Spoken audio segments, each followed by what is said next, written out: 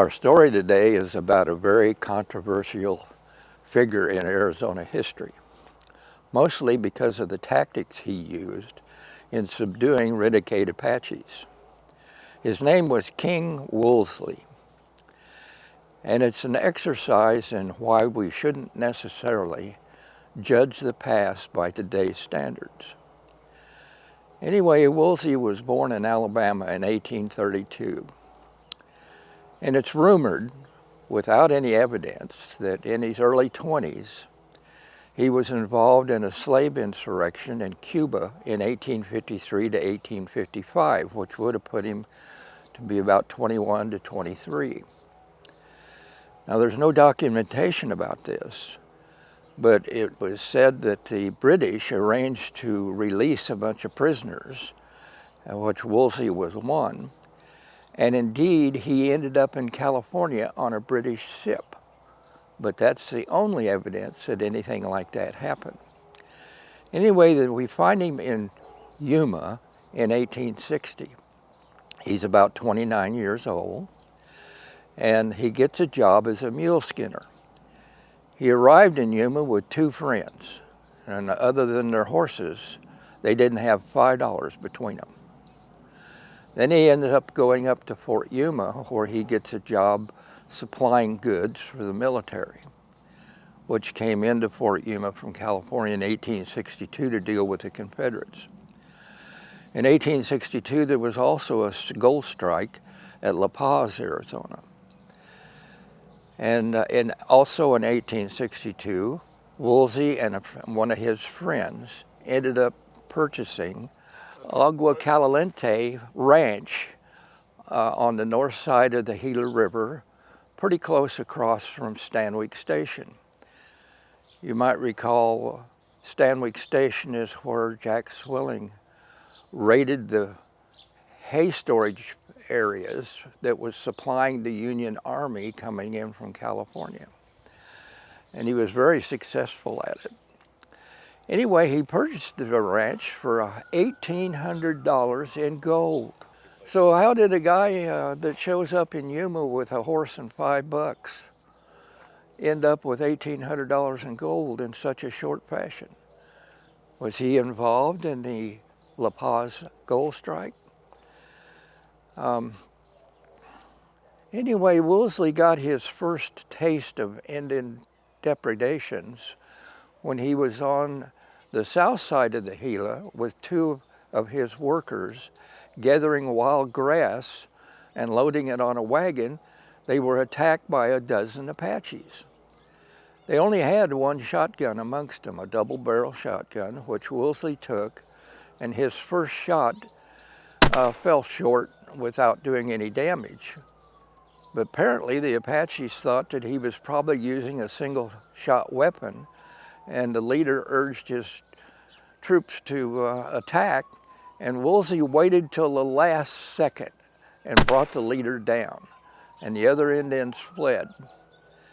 Then he went and got some reinforcements and came back to finish the job and ended up hanging their leader from a tree. Well, you know, people would frown upon that today, but it had a purpose because the other Apaches wouldn't come anywhere near that area with that body still hanging there. And he had work to do. Anyway, in 1863, it was also rumored, with some proof, that he joined the Walker Mining Party that was led by Jack Swilling up the Hassayampa River. Now, Swilling had been there before in the past and had fought Indians on a river which he called Unknown because it didn't have a name at that time. But anyway, Swilling ended up over in New Mexico by 1862, where he put together a militia unit to fight Apaches that were attacking the ranches in the area. And when the Confederates came in, his unit was grafted into the Confederate Army with orders to continue his Indian fighting. In the meantime, Joseph Walker, who is not John Walker, that was the leader of the militia of the Pimas and Maricopas, Joseph Walker, who had been exploring all over California, decided to make a trip across northern Arizona. He went across the Grand Canyon area, into Colorado, down to Santa Fe, and down the Rio Grande to Mesilla, where he stayed out of the fray that was going on with the Confederates, and kind of established a temporary fort called Fort West. And this is where he met Jack Swilling. And Jack Swilling convinced Walker that he knew an area on a river in Arizona with no name, where there was high indications of mineralization. So Walker and Swilling left Camp West and came into Arizona to the Pima villages, through Tucson to the Pima villages, and up the Cassiamp River, which is still quite a ways from Agua Caliente. And this is where supposedly Woolsey joined them. But they went up the Cassiamp River. They didn't go to La Paz. And when they got up about 5 miles west of where Prescott is today, they established some claims on both sides of the river, but were pretty much out of supplies. And they sent a party back down to the Pima villages to get resupplied. And on their way, completely by accident, they ran into the People's Weaver Party coming up from Yuma through La Paz, and met them out in the middle of the desert. Well, both sides claim to be the founders, by historians, of Rich Hill, where all that gold was found on their journey. And the only thing I could figure, because nobody ever put 2 and 2 together, is that somehow the parties went on to resupply at the Pima villages, and they must have joined forces, because another author said that Swilling found Rich Hill on his return trip to La Paz. Well, apparently coming up the Hassayampa River, they weren't anywhere near La Paz. But somehow this all got convoluted, and this is a perfect example of how the legend of the Lost Dutchman gold mine got so convoluted by historians taking certain amounts of true information and combining them and just adding to them or taking away to make this such a confrontational issue. And I don't know that we'll ever get to the bottom of just exactly how all this came apart, or where Woolsey was, with what party, or had he gone up there ahead of time on his own, or just what. But Swilling and Walker eventually made a big strike over on Lynx Creek, which is north of Dewey, Arizona. And Woolsey established another ranch just south of Dewey, Arizona, called Agua Fria. And there were many, many Indian depredations going on. In fact, you know, La Paz is where whichever party, Waltz must have been with the Weaver People's Party that came up through Yuma to La Paz, because he dropped out at La Paz and wasn't with them as they come on across. But he was in Bradshaw Mountains during one of these, some of these attacks, and he signed a petition to the territorial governor for protection, with a lot of other men signing the petition. And I think this is probably the time when the governor of Arizona ordered in 500 Spencer rifles to be distributed amongst the civilians to protect themselves from the Apaches, where the Apaches ended up with some of those weapons from raids that they had conducted and was using against the Army at Apache Leap battle. Anyway, even Woolsey was not immune to attack. His ranch was a hit one time. And, well, let me back up a little bit. During these negotiations for protection, Woolsey put together a party and tried to make it a treaty with some of the Indians. And before this treaty, down at Agua Caliente, um, Woolsey had a small mill, and he was making pinole, which was a flour based upon ground wild Indian corn and brown sugar added, and it was a staple for everybody. And the Indians particularly loved this pinole. So he laced a bag of flour with strychnine, knowing that the Indians would find it and steal it, and went ahead and had a parley with their leaders. Well, when the effects of the strychnine began to take effect, the leaders all jumped up and started to exit, and Woolsey and his party cut them all down. Up to that point, Woolsey had at least dispatched 120 renegades previous to this. Well, then when his ranch was hit, he organized a group of 60 well-armed men, all good shots, and started pursuing the Apaches that had taken all these animals from his ranch and other ranches, and followed them down the Verde River until they got to the confluence of the Salt River and the Verde River.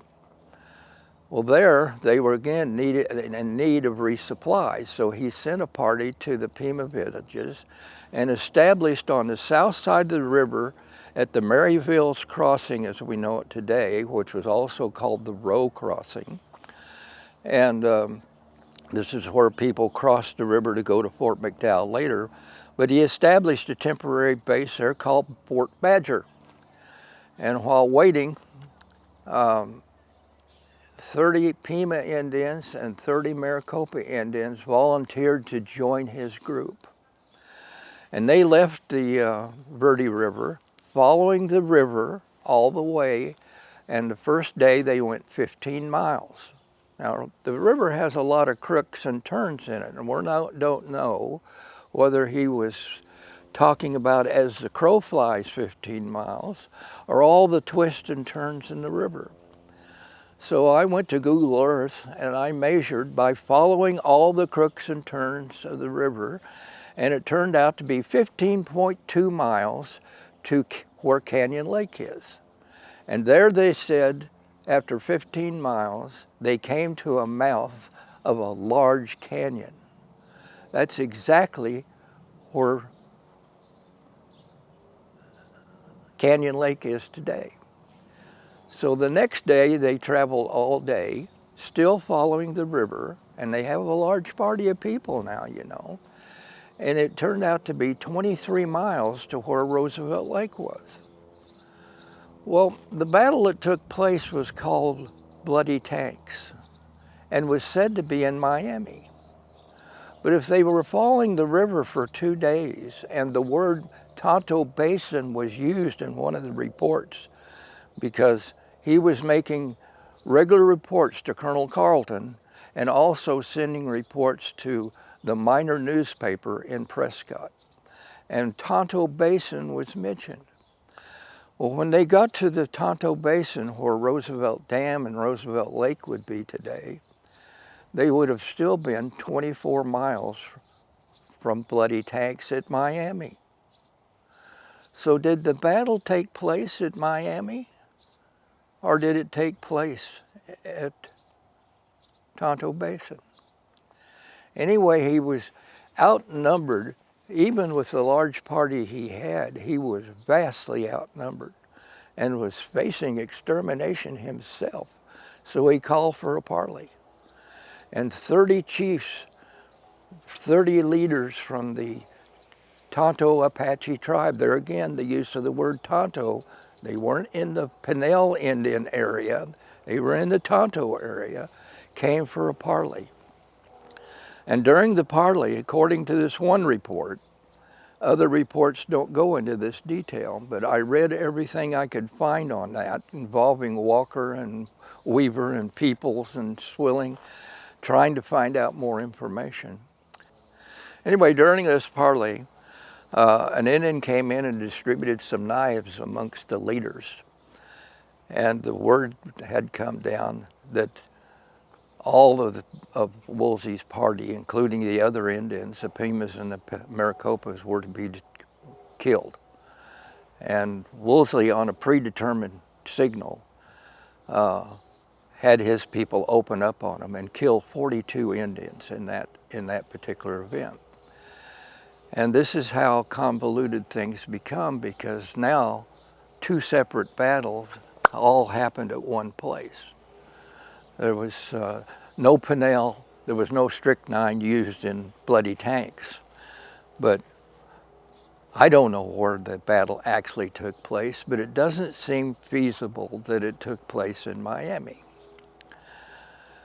They would have had to travel something like 55 miles in one day in a canyon they couldn't get out of, following the Salt River. Anyway, Woolsey continued his Indian fighting. He was one of the first people to bring in he was the very first person to bring a thrashing machine into Arizona, which I have a picture of a 1862 thrashing machine. It's the weirdest looking thing you ever saw. When I was in high school, I worked for various farmers in Kansas thrashing. I knew what a thrashing machine looked like, but look at this one. Anyway, he was, because of the battles that he fought with the Pinel Treaty, or what they call the Pinel Massacre, and the Bloody Tanks incident, he was highly recognized by the first Arizona legislature. He was awarded a lieutenant colonelship in charge of Arizona militia to deal with Indians. Arizonans loved what he did with the Indians. I don't care how controversial it was. And there again, I repeat, it's not necessarily wise to judge the tactics of the past by today's standards. Let's take Geronimo, for example. It's a perfect example. Geronimo was raiding in Mexico to the point that there was hardly a hamlet that hadn't been hit. And many people were murdered and butchered in the process. And the Mexican authorities made an agreement with Geronimo that if he would stop his raiding, they would supply him with supplies at his base camp. And he agreed to that, but he never stopped raiding. And the authorities, after that, a period of time, decided that this can't go on. So they decided to go up and wipe out his band. And when they got there, unfortunately, Geronimo and his men, which he claimed they were out hunting, was actually raiding at the time, and it cost him his family. His family was killed in his absence. And he said he hated the Mexicans from then on and killed every one of them he could come across. But he was doing that before, during, and after. So there again is an example of not judging the past by today's standards, because what the tactics that Woolsey used today are unfathomable in the minds of people. But it's kind of like President Roosevelt told Geronimo.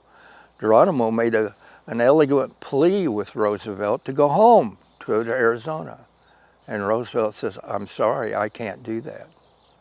You see, it would kind of be like inviting Osama bin Laden to a parade in Phoenix today. You just couldn't do that.